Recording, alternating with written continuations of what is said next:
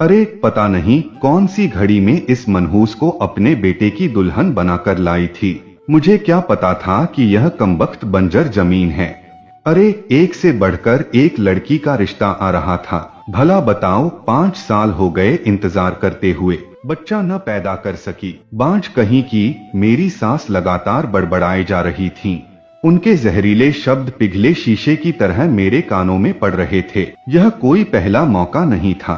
उन्होंने तो शादी के दूसरे साल से ही ऐसे तानों से मेरी नाक में दम कर दिया था। समीर उनके इकलौते बेटे और मेरे पति हैं। मेरे ससुर बहुत पहले गुजर गए थे। घर में पति और सास के अलावा कोई न था। मेरी सास को पोते की बहुत ख्वाहिश थी। वे चाहती थीं कि जैसे भी हो मैं उन्हें एक पोता दे दूं। मैं 2 बार लेडी डॉक्टर से अपना चेकअप करवा चुकी थी। मैं हर तरह से सेहतमंद थी। समझा बुझा कर मैं समीर को भी डॉक्टर के पास ले गई थी। उनकी रिपोर्ट भी बिल्कुल ठीक थी। डॉक्टर ने हम दोनों को समझाया भी था, आजकल ऐसे केस आम हैं। आप लोग बिल्कुल न घबराएं, कुदरत जल्द ही आप पर मेहरबान होगी। डॉक्टर की ये बातें हम दोनों तो समझ चुके थे, लेकिन मेरी सास को कौन समझाता। आए दिन उनकी गाज मुझ पर ही गिरती थी।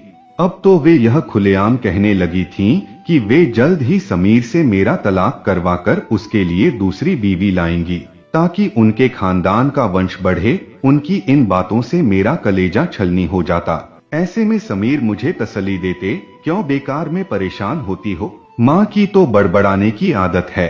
आपको क्या पता, आप तो सारा दिन अपने काम पर होते हैं। वे कैसे कैसे ताने देती हैं। अब तो उन्होंने सबसे यह कहना शुरू कर दिया है कि वे हमारा तलाक करवाकर आपके लिए दूसरी बीवी लाएंगी। तुम चिंता न करो, मैं न तो तुम्हें तलाक दूंगा और न ही दूसरी शादी करूंगा, क्योंकि मैं जानता हूँ कि तुम में कोई कमी नहीं है। बस कुदरत हम पर मेहरबान नहीं है। एक दिन हमारे गांव में एक बाबा आया। उसके बारे में मशहूर था कि वह बेऔलाद औरतों को एक भभूत देता, जिसे दूध में मिलाकर पीने पर उन्हें औलाद हो जाती है। मुझे ऐसी बातों पर बिल्कुल यकीन नहीं था, लेकिन मेरी सास ऐसी बातों पर आंख कान बंद करके यकीन करती थी। उनकी जिद पर मुझे उनके साथ उस बाबा के आश्रम जाना पड़ा। बाबा 32 से 35 साल का हट्टा कट्टा आदमी था। मेरी सास ने उसके पांव छुए और मुझे भी उसके पांव छूने को कहा। उसने मेरे सिर पर हाथ रखकर आशीर्वाद दिया। आशीर्वाद के बहाने उसने मेरे सिर पर जिस तरह से हाथ फेरा, मुझे समझते देर न लगी कि ढोंगी होने के साथ साथ वह हवस का पुजारी भी है। उसने मेरी सास से आने का कारण पूछा। सास ने अपनी समस्या का जिक्र कुछ इस अंदाज में किया कि ढोंगी बाबा मुझे खा जाने वाली निगाहों से घूरने लगा। उसने मेरी आंखें देखीं, फिर किसी नतीजे पर पहुंचते हुए बोला, तुम्हारी बहू पर एक चुड़ैल का साया है, जिसकी वजह से इसे औलाद नहीं हो रही है। अगर वह चुड़ैल इसका पीछा छोड़ दे तो कुछ ही दिनों में यह गर्भधारण कर लेगी, लेकिन इसके लिए आपको काली माँ को खुश करना पड़ेगा। काली माँ कैसे खुश होंगी? मेरी सास ने उत्सुकता से पूछा। तुम्हें काली माँ की एक पूजा करनी होगी। इस पूजा के बाद हम तुम्हारी बहू को एक भभूत देंगे। इसे भभूत अमावस्या की रात में 12 बजे के बाद हमारे आश्रम में अकेले आकर अपने साथ लाए दूध में मिलाकर हमारे सामने पीनी होगी। उसके बाद इस पर से चुड़ैल का साया हमेशा हमेशा के लिए दूर हो जाएगा। बाबा जी, इस पूजा में कितना खर्चा आएगा? ज्यादा नहीं, 7 से 8 हजार रुपए।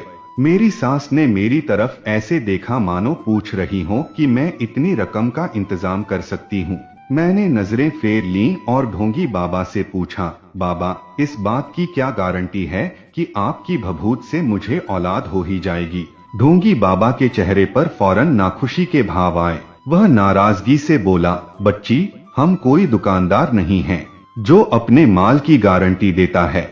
हम बहुत पहुँचे हुए बाबा हैं। तुम्हें अगर औलाद चाहिए तो जैसा हम कह रहे हैं वैसा करो, वरना तुम यहाँ से जा सकती हो।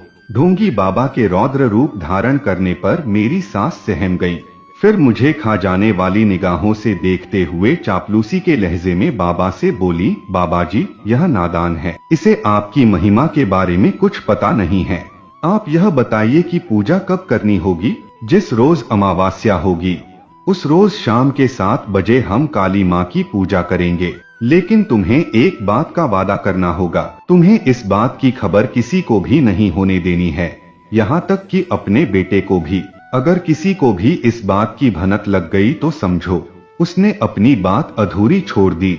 मेरी सास ने ढोंगी बाबा को फौरन यकीन दिलाया कि वे किसी को इस बात का पता नहीं चलने देंगी। 3 दिन बाद अमावस्या थी। मेरी सास ने किसी तरह पैसों का इंतजाम किया और फिर पूजा के इंतजाम में लग गई। इस पूजा में मुझे शामिल नहीं किया गया। मुझे बस रात को उस ढोंगी बाबा के पास एक लोटे में दूध लेकर जाना था। मैं ढोंगी बाबा की मनसा अच्छी तरह जान चुकी थी, इसलिए आधी रात होने पर मैंने अपने कपड़ों में एक चाकू छिपाया और ढोंगी के आश्रम में पहुंच गई। ढोंगी बाबा मुझे नशे में झूमता दिखाई दिया। उसके मुंह से शराब की बदबू आ रही थी। तभी उसने मुझे वहीं बनी एक कुटिया में जाने को कहा। मैंने कुटिया में जाने से फौरन मना कर दिया। इस पर उसकी भवें तन गईं। वह धमकी देने वाले अंदाज में बोला, तुझे औलाद चाहिए या नहीं? अपनी इज्जत का सौदा करके मिलने वाली औलाद से मैं बेऔलाद रहना ज्यादा पसंद करूंगी। मैं दृढ़ स्वर में बोली, तू तो बहुत पहुंची हुई है, लेकिन मैं भी किसी से कम नहीं हूँ। घी जब सीधी उंगली से नहीं निकलता तब मैं उंगली टेढ़ी करना भी जानता हूँ। कहते ही वह मुझ पर झपट पड़ा। मैं जानती थी कि वह ऐसी नीच हरकत करेगा। तुरंत चाकू निकाला और उसकी गर्दन पर लगाकर दहाड़ी, मैं तुम जैसे ढोंगी बाबाओं की सच्चाई अच्छी तरह जानती हूँ। तुम भोली भाली जनता को अपनी चिकनी चुपड़ी बातों से न केवल लूटते हो, बल्कि औरतों की इज्जत से भी खेलते हो। मैं यहाँ अपनी सास के कहने पर आई थी। मुझे कोई भभूत अभूत नहीं चाहिए। मुझ पर किसी चुड़ैल का साया नहीं है। मैंने तेरी भभूत दूध में मिलाकर पी ली थी। तुझे यही बात मेरी सास से कहनी है बस। अगर तूने ऐसा नहीं किया तो मैं तेरी जान ले लूंगी। उसने घबरा कर हाँ में सिर हिला दिया। तब मैं लोटे का दूध वहीं फेंक कर घर आ गई। कुछ महीनों बाद जब मुझे उल्टियां होनी शुरू हुई तो मेरी सास की खुशी का ठिकाना न रहा, क्योंकि वे उल्टियां आने का कारण जानती थीं। यह खबर जब मैंने समीर को सुनाई तो वे भी बहुत खुश हुए। उस रात समीर को खुश देखकर मुझे अनोखी संतुष्टि हुई, मगर सास की अक्ल पर तरस आया, जो यह मान बैठी थी कि मैं गर्भवती ढोंगी बाबा की भभूत की वजह से हुई। अब मेरी सास मुझे अपने साथ सुलाने लगी। रात को जब भी मेरा पाँव टेढ़ा हो जाता तो वे उसे फौरन सीधा करते हुए कहती कि मेरे पाँव टेढ़ा करने पर जो औलाद होगी उसके अंग विकृत होंगे। मुझे अपनी सास की अक्ल पर तरस आता, लेकिन मैं यह सोचकर चुप रहती कि उन्हें अंधविश्वास की बेड़ियों ने जकड़ा हुआ है। समीर मुझसे बोले, तुम तो मेरी माँ को अच्छी तरह से जानती हो। वे जो ठान लेती हैं उसे पूरा करके ही दम लेती हैं। मैं जानता हूँ कि आजकल उनकी आंखों पर अंधविश्वास की पट्टी बंधी हुई है, जिसकी वजह से वे ऐसे काम कर रही हैं जो उन्हें नहीं करने चाहिए। तुम मन मारकर उनकी सारी बातें मानती रहो, वरना कल को कुछ ऊंच नीच हो गई तो वे तुम्हारा जीना हराम कर देंगी। समीर अपनी जगह सही थे। जैसे जैसे मेरा पेट बढ़ता गया वैसे वैसे मेरी सास के अंधविश्वासों में भी इजाफा होता गया। वे कभी कहती कि चौराहे पर मुझे पाँव नहीं रखना है, इसीलिए किसी चौराहे पर मेरा पाँव न पड़े, इसके लिए मुझे लंबा रास्ता तय करना पड़ता था। इससे मैं काफी थकावट महसूस करती थी, लेकिन मेरी सास को मेरी थकावट से कोई लेना देना न था।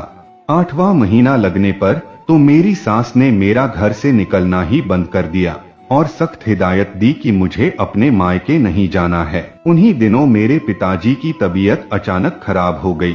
वे बेहोशी की हालत में मुझसे मिलने की गुहार लगाए जा रहे थे, लेकिन मेरी सास ने मुझे मायके नहीं जाने दिया। इससे पिता के मन में यह बात बैठ गई कि उनकी बेटी उनके बीमार होने पर देखने नहीं आई। उन्हीं दिनों होली का त्योहार था।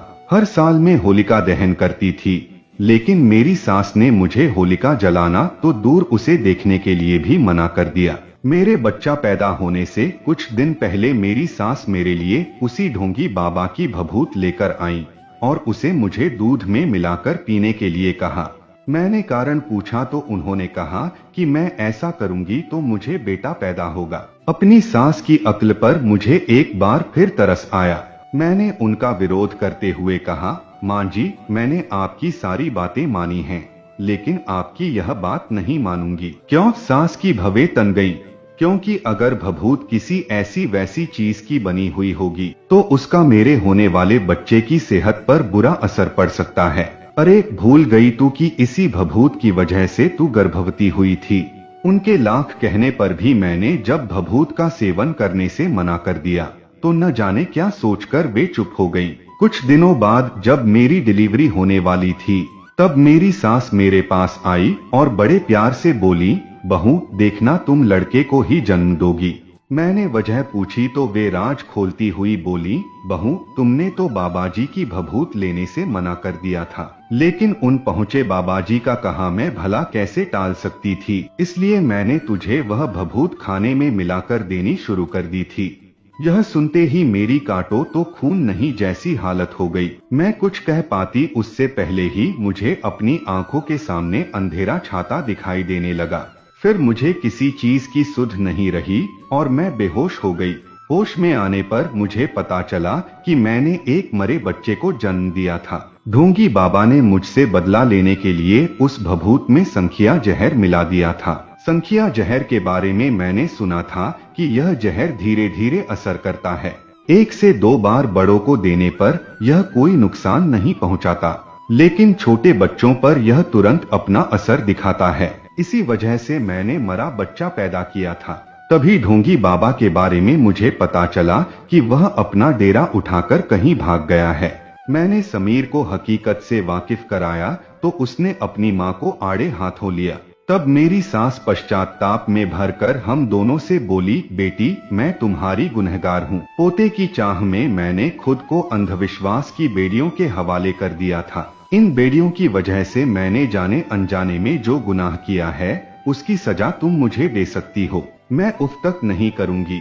मैं अपनी सास को क्या सजा देती। मैंने उन्हें अंधविश्वास को तिलांजलि देने को कहा तो वे फौरन मान गईं। इसके बाद उन्होंने अपने मन से अंधविश्वास की जहरीली बेल को कभी फूलने फलने नहीं दिया। 1 साल बाद मैंने फिर गर्भधारण किया और 2 स्वस्थ जुड़वा बच्चों को जन्म दिया। मेरी सास खुशी के मारे पागल हो गई। उन्होंने सारे गांव में सबसे कहा कि वे अंधविश्वास के चक्कर में न पड़े, क्योंकि अंधविश्वास बिना मूठ की तलवार है जो चलाने वाले को ही घायल करती है। तो दोस्तों ये कहानी आप लोगों को कैसी लगी है कमेंट करके जरूर बताइएगा। धन्यवाद।